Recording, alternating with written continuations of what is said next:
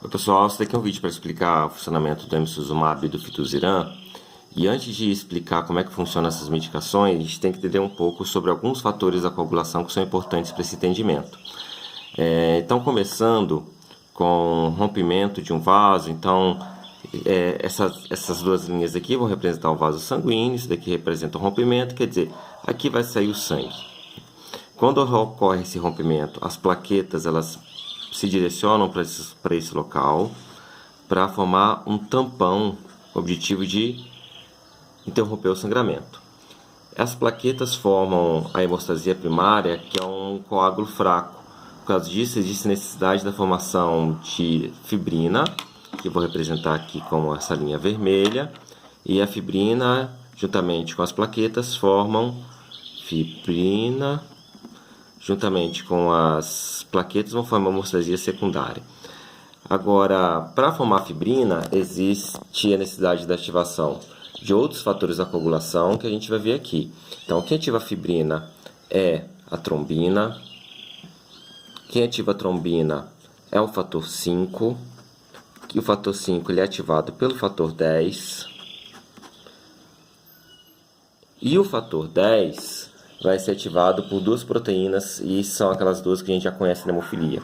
Uma é o fator 8, e a função do fator 8 é se ligar ao fator 9 ativado e aproximar o fator 9 ativado do fator 10. Por quê? Porque quando o fator 9 se aproxima do fator 10, o fator 9 ativa o fator 10. E quem faz essa aproximação é o fator 8. Então, são essas duas proteínas aqui, o 8 e o 9, que ativam o 10, que dá continuidade na cascata da coagulação. Uma outra maneira de ativar o fator 10 é através da ativação do fator 7. O fator 7 ele também faz a ativação do fator 10. Ocorre que a quantidade de fator 10 que é ativado pelo fator 7 é muito pequena quando a gente compara com a quantidade que é ativada aqui pelo fator 8 e pelo fator 9. Mas, de qualquer maneira, é uma via extremamente importante, tanto que o fator 7 é uma medicação utilizada para quem tem inibidor.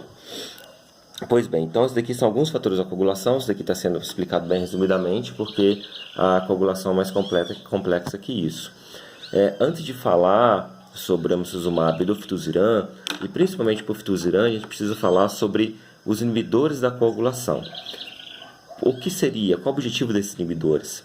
A questão é, da mesma maneira que a fibrina é ativada para promover um coágulo, se for produzida muita fibrina, ocorre que esse coágulo começa a crescer demais e obstrui todo esse vaso sanguíneo aqui. E a obstrução desse vaso sanguíneo vai causar a trombose, que é algo grave. Então não pode formar fibrina demais. A maneira que o nosso organismo desenvolve para que não se forme muita fibrina é desligar em alguns pontos dessa ativação das proteínas de coagulação a inativação de alguns.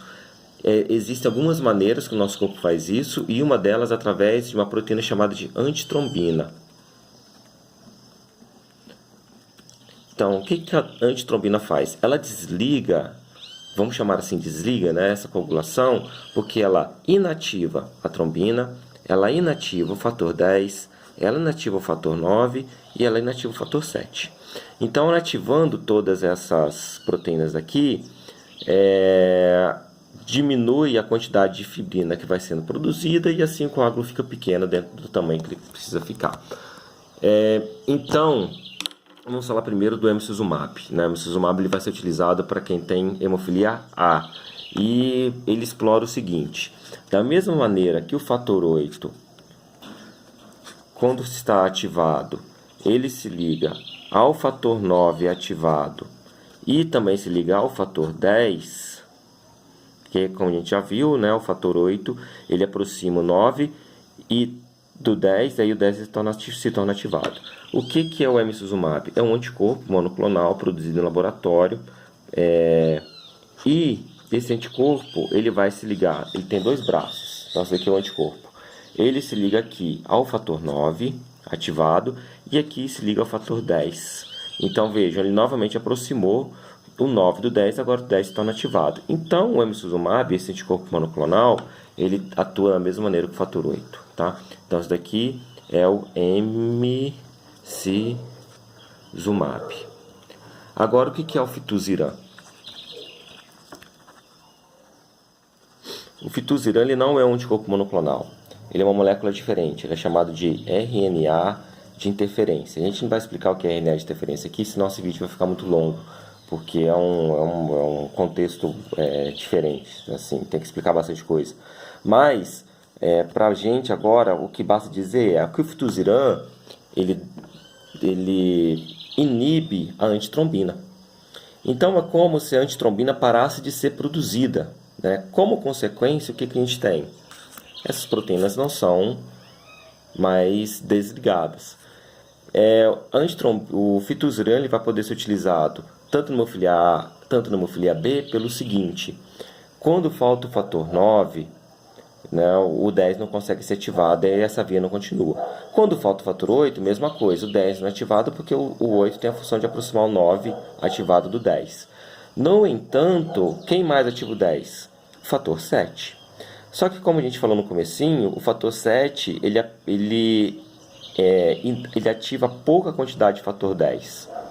Tá? E essa pouca quantidade de fator 10 não é suficiente para formar muita fibrina, principalmente porque a antitrombina já está desligando essa via. No momento que essa via começa, ela já começa a ser desligada também.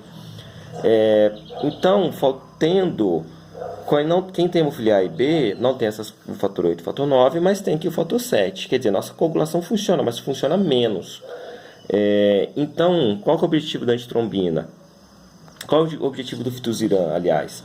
Degradar a antitrombina, porque aí não tendo antitrombina, essas proteínas deixam de ser desligadas. Quer dizer, o 7 continua ativando o fator 10 e a trombina continua produzindo trombina, a fibrina. E dessa maneira a coagulação ela fica corrigida. E pelo menos é o que os resultados do fituziran têm demonstrado. Então o fituziran ele vai ser utilizado tanto para hemofilia A, tanto para hemofilia B, para pessoas com ou sem inibidor. Ok? Então é isso. Espero que isso tenha clareado um pouco as informações e agora a gente já pode discutir esse assunto no grupo, ou pessoalmente, ou por ligação, o que for. Abraço!